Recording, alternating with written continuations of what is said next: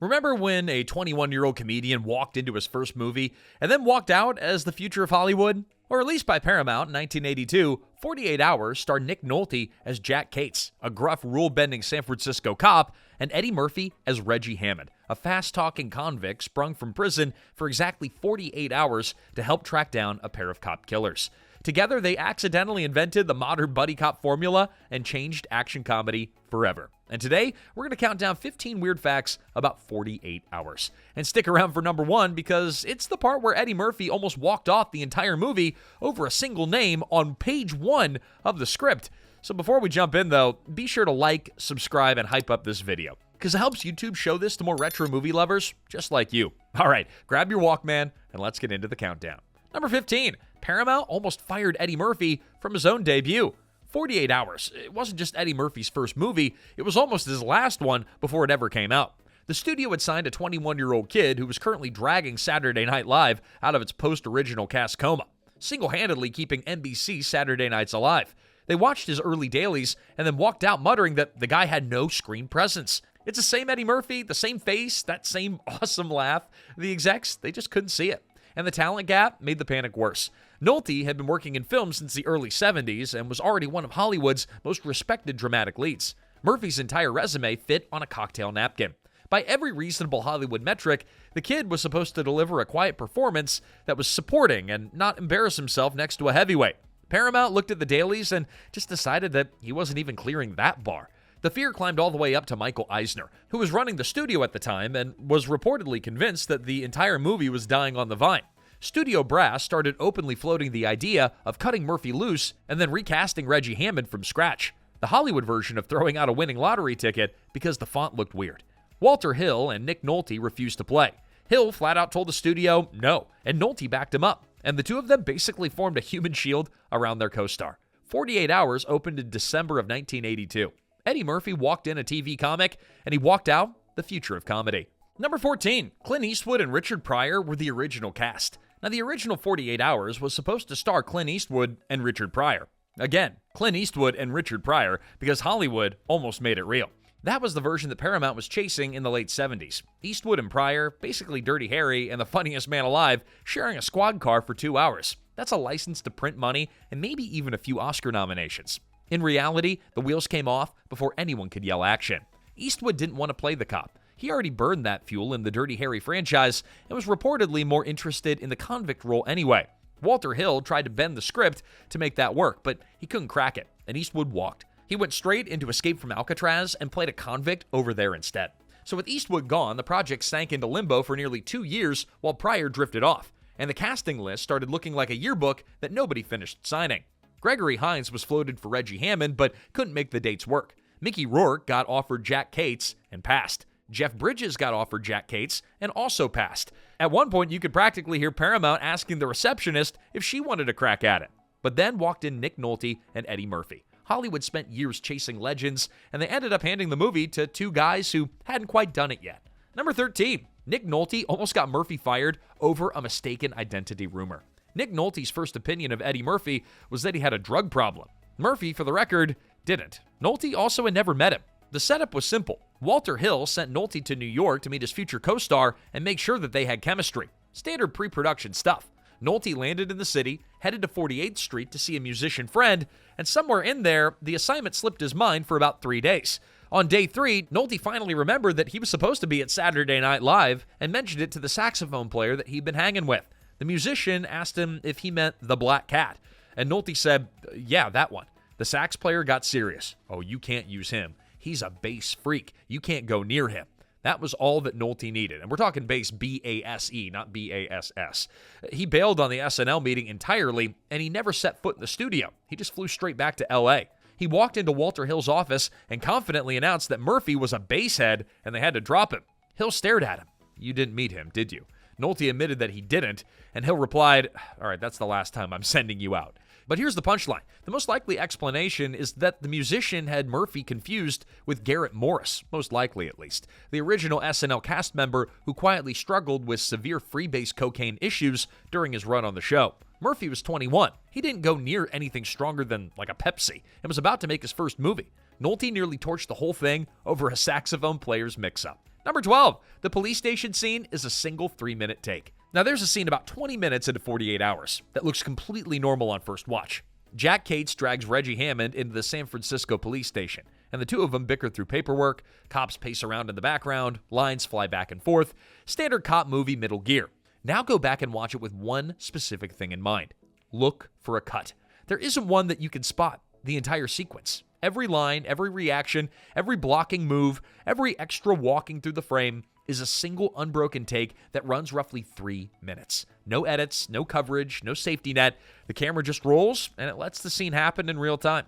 That's a wildly difficult thing to pull off under normal circumstances. You're choreographing dialogue, movement, background action, and timing all at once. And a single blown line from anybody on set sends everyone back to take one. Now do it with a first-time movie actor who has almost no on-set experience and is sharing the frame with Nick Nolte. The standard Hollywood move would be to break the scene into like 10 pieces, you shoot every angle separately, and then you stitch it together in editing where mistakes can quietly disappear. Walter Hill went in the other direction on purpose. He'd already decided that the whole movie was going to lean harder on improv than anything that he directed before, and the 3-minute single take is essentially a stage play with one shot at getting it right. Murphy and Nolte nailed it, and the scene works as an early signal that the rookie wasn't just keeping up. Most viewers will rewatch the movie 10 times and never notice. That's how good the trick is. The camera doesn't blink, neither does Murphy. Number 11, half of Reggie Hammond's best lines weren't even in the script. A weird thing happens when you watch 48 Hours closely. Half of Reggie Hammond's biggest moments don't sound like written dialogue. That's because most of them weren't. Let's start with Reggie's introduction. The script put Murphy in a prison cell with a Walkman, singing Roxanne. That much was on the page, but the performance, Walkman headphones clamped on, eyes closed, butchering the police in a high-pitched falsetto at full volume while a furious cop tries to get his attention, that was all Eddie Murphy. Off-key singing, the moans, the shrieks, the moment-by-moment choices that turned a written intro into one of the most quoted character entrances of the 1980s. The first thing that audiences ever saw Murphy do on a movie screen was a 21-year-old comedian working without a net. The Torchy's bar scene was the same story, just bigger. The setup was on the page. Reggie takes Kate's badge, walks into a redneck bar, and then runs the room. But everything wrapped around the setup, the accent shifts, the trash talk, the way that Reggie verbally dismantles an entire bar full of guys twice his size, was largely Murphy on the fly. A newbie actor took a scripted scene and turned it into his audition reel for the next decade. Larry Gross later spilled the secret behind the whole approach. The crew figured out fast that Murphy hit his comedy peak whenever he was actively trying to out-talk Nick Nolte. They started writing the scenes like basketball jump balls, two guys going for the exact moment and then letting Murphy run with it. Hill basically rigged the entire production around it. Stop directing, start refereeing. What looks like sharp screenwriting on screen is mostly just Eddie Murphy riffing while a director pretended to be in charge. Number 10, the movie started as a kidnapping thriller with dynamite. 48 Hours didn't start as a buddy cop comedy. It started as a kidnapping thriller with dynamite strapped to a teenager's head. Producer Lawrence Gordon dreamed up the original version around 1971, and it was bleak. A criminal kidnaps the governor of Louisiana's daughter, wires explosives to her skull, and gives the cops 48 hours to cough up the ransom before she becomes a national news segment. Now, to track the kidnapper, the state's toughest cop yanks the kidnapper's old cellmate, the most vicious convict that Louisiana could offer, out of maximum security, and then drags him along for the ride. Yeah, real subtle stuff. The script then sat on a shelf for nearly a decade, getting kicked around by writers and bouncing from Columbia to Paramount along the way. Roger Spottiswoode took a crack at it. Tracy Keenan Wynn took another. The project came close to dying more than once before anyone got a camera rolling. When Walter Hill finally inherited the thing, he looked at the dynamite on a kid premise and ripped it out entirely. He moved the action from Louisiana to San Francisco. He swapped the vicious convict for Reggie Hammond, ditched the kidnapping, and rebuilt the plot around hunting cop killers instead. The bones of Gordon's original pitch, a cop springing a convict out of prison for a 48-hour clock, survived. Pretty much everything else got thrown out. Number 9, James Remar stopped sleeping to play Gans. Now, most actors prep for a role just by reading a script, but James Remar prepped for Albert Gans by not going to bed. Remar's job in 48 Hours was to play the most unhinged cop killer in San Francisco. A guy who escapes a prison work detail, leaves a trail of bodies across the city, and never once looks like he's enjoying it less than he should. The script gave Gans the actions, but Remar had to figure out the face. The solution was straightforward and slightly unhealthy. Before shooting the Gans scenes, Remar would often skip sleep entirely. No costume tricks, no makeup chair, no extra prosthetics. Just stay awake until the eyes go glassy, the skin goes a bit gray, and the brain starts running on pure static. Then walk on set and let the camera collect what's already there. It worked terrifyingly well. Watch Gans in any scene of 48 Hours, and you're seeing a performance built on top of actual exhaustion. The hollowed-out stare, the twitchy energy, the constant feeling that he might either laugh or kill someone in the next 4 seconds. Most of that is a guy who genuinely hasn't slept and is daring his nervous system to fall apart on camera. The bonus side effect is that Gans reads is legitimately scarier than any of the comedy around him. While Eddie Murphy and Nick Nolte are out front trading insults, Remar's lurking in the background, quietly making the whole movie feel dangerous. Sleep deprivation as a performance choice. It shouldn't have worked, but the dailies, they don't lie. Number 8, Walter Hill counted every single punch in the alley fight. The Cates and Hammond alley brawl looks like two pissed off guys swinging wildly until somebody gets tired. It looks that way because Walter Hill counted every single hit. The famous fight halfway through 48 Hours is the moment that the partnership officially breaks down. Cates and Hammond beat the snot out of each other in a back alley. They knock each other into a chain link fence a few times and then stagger back to the car looking like they got run over by a forklift. Standard buddy cop falling out sequence. The thing that nobody notices, though, until they go back and count, is that Hill was running a math problem under the chaos. Both characters land the exact same number of punches in the fight. Not roughly the same, not a few each, exactly the same. Murphy gets ahead early and racks up an extra one. Nolte catches up over the course of the scene and then finishes one punch behind. By the end of the brawl, Reggie is one knuckle sandwich up on Jack, which is why the very last beat plays the way it does. The fight's over, both men are bloodied, they limp back to the car and slump into their seats, the engine starts, and then without warning, Nolte cocks back and clocks Murphy one more time. Completely unprompted. The audience reads it as Jack getting the last word, but it's actually Jack evening the score. One last sneak punch in the front seat. And the final count, tied. Walter Hill, a maniac about the details. Hey, quick pause. If you're enjoying this deep dive into the movie that taught Hollywood how to mix bullets with punchlines, hit the like button and subscribe to our channel. And drop your favorite quote from the classic in the comments. We know it's hard, but try to keep it as safe for work as possible. All right, let's go back to the Bay Area. Number 7, Murphy secretly channeled Bruce Lee for every serious scene. Now, every time Reggie Hammond looks dangerous in 48 Hours, Eddie Murphy's secretly doing a Bruce Lee impression, just not the kind that anyone can really see. Walter Hill asked him to pull a gun in a neon-lit alley and project menace, and Murphy quietly realized that he had no idea how to do that, so he reached for the one performer that he studied his whole life. Murphy was a massive martial arts cinema fan, and Bruce Lee's face had been living rent-free in his brain since he was a kid. The darting eyes, the locked jaw, the unblinking stare that promises that violence is roughly 4 seconds away. Murphy started running that exact expression internally whenever Reggie needed to look like a real threat. Anytime Hammond is holding a gun in 48 Hours, that's Bruce Lee. Murphy later said that he knew he looked nothing like Lee on the outside, but everything happening behind his eyes was a straight copy. And the trick worked, and Murphy never told anyone on set what he was doing. Murphy admitted that Lee is the only actor that he ever consciously imitated on screen. And he still pulls out that same internal face whenever a role asks him to look genuinely furious.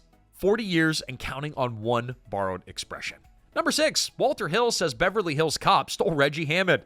2 years after 48 Hours, Eddie Murphy made another movie at Paramount about a fast-talking black guy walking into rooms full of white people who hate him and bending the place to his will inside 3 minutes. They called it Beverly Hills Cop. We actually did a fun video about that here on Remember When. Check that out too. But the fingerprint is everywhere. Reggie Hammond walks into Torchy's, he takes Kate's badge and then runs the room. That could be Axel Foley walking into the Beverly Wilshire, talking his way past a snooty desk clerk and then running the room there. Reggie verbally dismantles a bar full of Confederate flag patrons. Axel verbally dismantles an art gallery full of European snobs. It's the same character, different uniform. The handcuffs just got moved to the other person's wrists. The really wild part, though, is the paperwork. Beverly Hills Cop had been kicked around Paramount for years as a Sylvester Stallone vehicle, but Stallone walked, and the studio rebuilt the entire script around Murphy in a matter of weeks. And what came out on the other side was basically Reggie Hammond's energy in a Detroit PD jacket. The Confederate flag bar from 48 Hours stretched out to feature length and dressed up in Beverly Hills clothes. The studio had reasonable arguments, different production team, different writer, different director. Technically, it was a different movie, but in practice, audiences walked out of Beverly Hills Cop in 1984 having just seen the same Eddie Murphy character that they watched in 82, with the chain on his ankle replaced by a gun on his hip. Critics noticed, the studios noticed, but Murphy, he didn't care. Back-to-back blockbusters. Same routine, different paychecks. Number 5. Eddie Murphy hosted SNL on 4 days' notice and broke the rules. Active cast members aren't supposed to host Saturday Night Live, but Eddie Murphy's the only one in the show's history who ever has, and he did it on 4 days' notice. The original plan for the December 11th, 1982 episode was straightforward. Nick Nolte would host, he'd promote 48 Hours, Lionel Richie would show up to sing, everyone goes home happy. Then Nolte spent his pre-show week in New York City. Studio 54 reportedly featured in the itinerary, and by Tuesday his immune system had filed for bankruptcy. He called producer Dick Ebersol from his apartment and pulled out. 4 days before airtime for live television with a national audience already locked in. Ebersol had 2 options: burn the episode or hand it to a 21-year-old already on the payroll. He picked option 2 and asked Murphy to host while still serving as a current cast member, which had never happened in the show's history. Joe Piscopo was reportedly furious about it. The rest of the cast wasn't thrilled either, but Ebersol didn't care. Murphy walked out on Saturday night, looked dead into the camera, and announced, "Live from New York, it's the Eddie Murphy Show," and then explained Nolte's absence with a line about Nolte vomiting on his shirt. The audience came unglued, and the cold open ended. Television quietly rearranged itself. That episode became one of the most legendary in SNL's run, and it never happened again. Murphy remains the only active cast member to ever host the show, 40-plus years later. The precedent? It still hasn't been broken.